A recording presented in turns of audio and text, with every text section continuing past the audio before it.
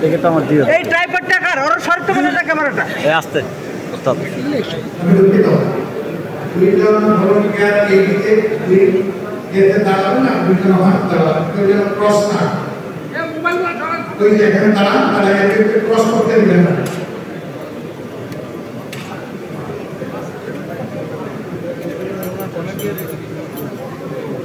Media ভাই দায়িত্ব পালনের সহযোগিতা করার জন্য আন্তরিক দর্শকদের প্রতি আহ্বান করছি। সম্মানিত সুধী মণ্ডলী, একটি ন্যায় ইনসাফের বাংলাদেশ, একটি বৈষম্যহীন বাংলাদেশ, একটি নিরাপদ বাংলাদেশ। আমারটা লাগে দেয় এতটুকুই আমাদের চাহিদা। হাত বন্ধ আমারটা লাগে দেয় এই যে কিন্তু দুঃখের বিষয়ে চাহিদা কম হয়। আমরা দেখছি আমাদের বিভিন্ন ক্ষেত্রে দুর্যোগ বা আসছে অস্থিরতা চলে আসে।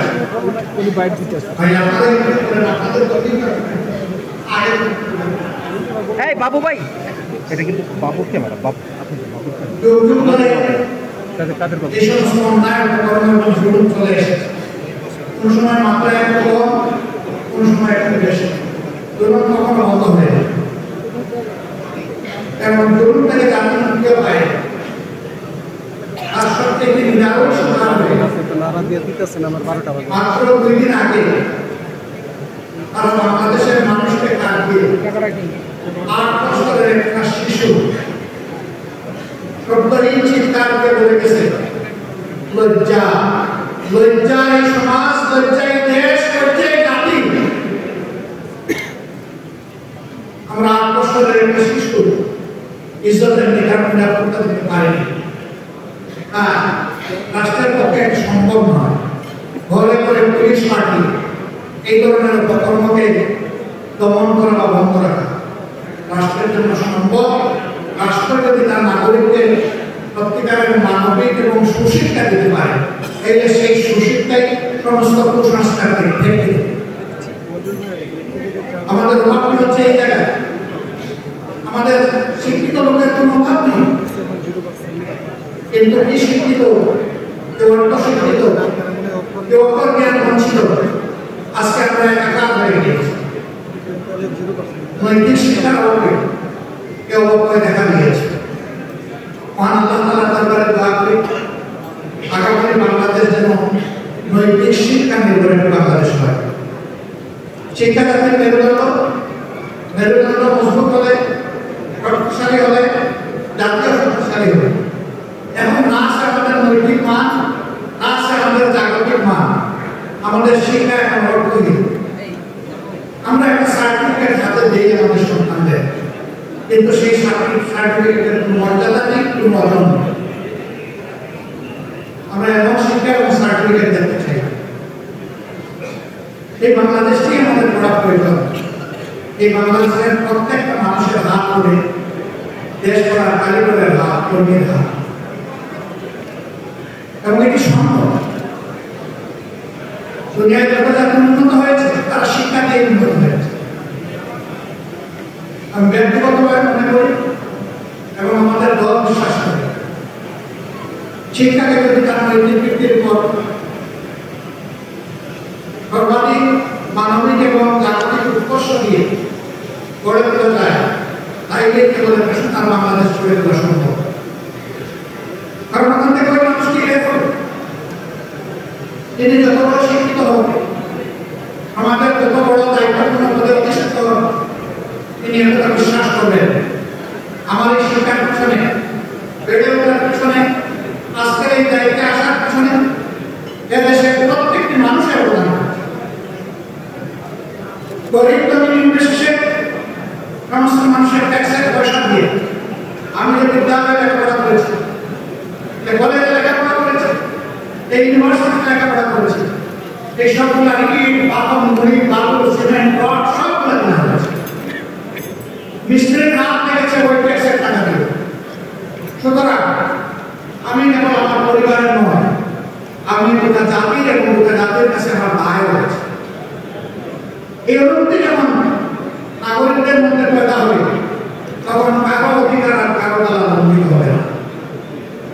কিন্তু এই লোকের অধিকার সৃষ্টি না হওয়া পর্যন্ত অধিকার দলন এবং লঙ্ঘন চলতেই থাকে।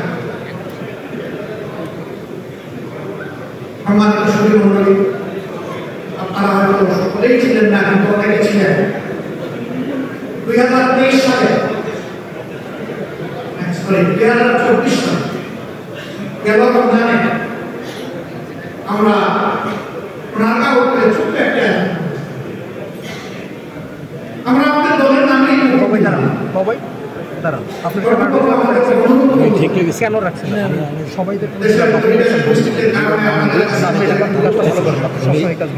এটা আর করবেন না, আমরা বললাম কি সেই ঠিক হয়ে গেছে। করবেন না, আমি বলছি ঠিক আছে, তারা বললেন মেহরবানি করে আপনারা লাইটটা দাও, আমার লাইটটা দাও।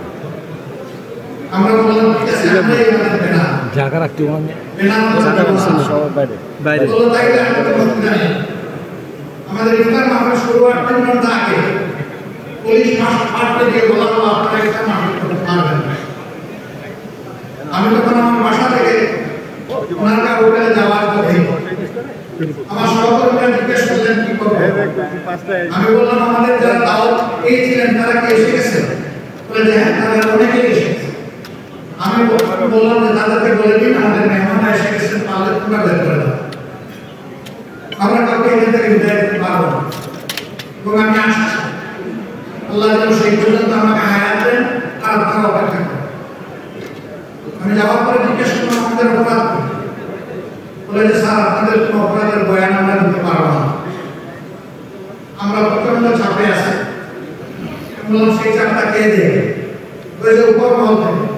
আমি বলছি আমি তো উপর মহল মানি না, আমার নাগরিক অধিকার, আমি কোনো অবৈধ পার্টি না, আমি কোনো নিষিদ্ধ পার্টি না, আমার এখানে অধিকার রয়েছে। আমার অধিকারের বলে এখানে আমরা আস্থা দাওয়াত দিয়েছি মানুষ, আর সেই দাওয়াত কবুল করে উঠে এসেছে। আমি শুধু অতীতের ফ্যাসিস্ট বাংলাদেশের এক ছোট্ট উদাহরণ আপনাদের সামনে পেশ করব। এই ছিল আমাদের বাংলাদেশ। আমরা 13.5 বছর আমাদের কেন্দ্রীয় কার্যালয় সহ আমাদের সারা দেশে শত শত কার্যালয়ের একটা আমরা তুলে কাজ করতে পারি। সবগুলো কার্যালয় আমাদের কত রাখা হয়েছে আমরা জানি না। এক এক করে আমাদের 5 জন বিশ্ব দায়িত্বশীল তৎকালীন আমিরের নাম সহ অত্যন্ত নির্মমভাবে পাশবিক কায়দায় মিথ্যা অভিযোগে তাদেরকে বিচারিক হত্যার মোকাবিলা করে ফাঁসিতে ঝুলানো হয়েছে। আরো 6 জনকে জেলের ভিতরে মৃত্যুর দিকে ফেলে দেওয়া হয়েছে। আর একজন মৃত্যুর যন্ত্রণা কাঁধে নিয়ে, ঘাড়ে নিয়ে, বুকে নিয়ে তিনি এখন বেঁচে আসছেন। তিনি আমাদের ভাই একে মাঝারুল ইসলাম। বাংলাদেশের মজদুররা মুক্তি পেয়েছে 5ই আগস্ট, কিন্তু আমার ভাই মাঝারুল ইসলাম এখনো মুক্তি পাননি। আমরা এই পাথর এখনো বুকে বহন করে চলেছি। আইনের পেজ দিয়ে এমন বিলম্ব আমরা বুঝতে পারছি না। আমরা চাই যাদের পরিপূর্ণ হয়েছে তাদের একজন মানুষের জন্য আর জেলের ভিতরে না, এবং সেই সাথে অবিলম্বে আমাদের ভাইকে যেন সসম্মানে আমাদের বুকে ফিরে দেওয়া হয়। সম্মানিত ভাইরা, শুধু 11 জন দায়িত্বশীল নেতা নয়, শত শত কর্মী নির্মমভাবে তাদেরকে হত্যা করা হয়েছে। অসংখ্য লোককে থানায় ধরে নিয়ে থানার মেজাজে যৌক্তিক সময় দিতে চাইলে সংস্কারের জন্য। যৌক্তিক সময় মানে অযৌক্তিক সময় কাটানো হয়, আবার যৌক্তিক সময় মানে চাপকে ঘোরাফেরা করা হয়। যৌক্তিক সময় হচ্ছে এই কাজের জন্য মৌলিক সংস্কারগুলোর জন্য যেটুকু সময় প্রয়োজন আমরা সরকারকে সেইটুকু সময় দেওয়ার পক্ষে। ইতিমধ্যে সরকার প্রধান জাতীয় নির্বাচনের ব্যাপারে কিছু কথা তিনি জাতিকে বলেছেন। আশা করি অবিলম্বে তিনি বিষয়টা আরো স্পষ্ট করবেন, তাহলে জাতির ব্যাপারে আরো আশাবাদী হবে, আর আস্থাশীল হবে, এবং নিজেদের নির্বাচনী পরিকল্পনা সাজানোর সুযোগ প্রত্যেক দল পাবে। আমরা এটা আশা করি। প্রিয় দেশবাসী এবং সুধীমণ্ডলী, বাংলাদেশকে গড়ার একক দায়িত্ব খুব বলে নয়, বাংলাদেশকে গড়ে তোলার দায়িত্ব 18 কোটি মানুষ। কিন্তু 18 কোটি মানুষ কিভাবে হবে? তাদের তো একটা পথ লাগবে, রাস্তা লাগবে। এই রাস্তায় হচ্ছে বিভিন্ন পলিটিক্যাল স্টেক হোল্ডার্স বা দল, তাদের মাধ্যমে জনগণ সংগঠিত হয় এবং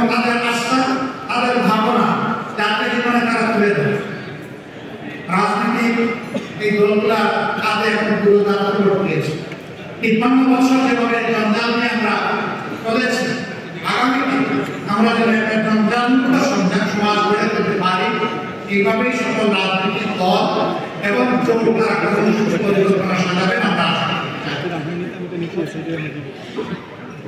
আমরা এমন একটি বাংলাদেশ চাই, এই বাংলাদেশে আজকে আর মানুষকে খারাপ। আমি আজকেই জানতে পারলাম, এটা আমার জানার সীমাবদ্ধতা হতে পারে। বন্ধুরা, পার্বতীর একটি মেয়ে, এক হিন্দু পরিবারের একটা মেয়ে ধর্ষণ করা হয়েছে। ধর্ষকদের বিরুদ্ধে বাবা মামলা করেছে।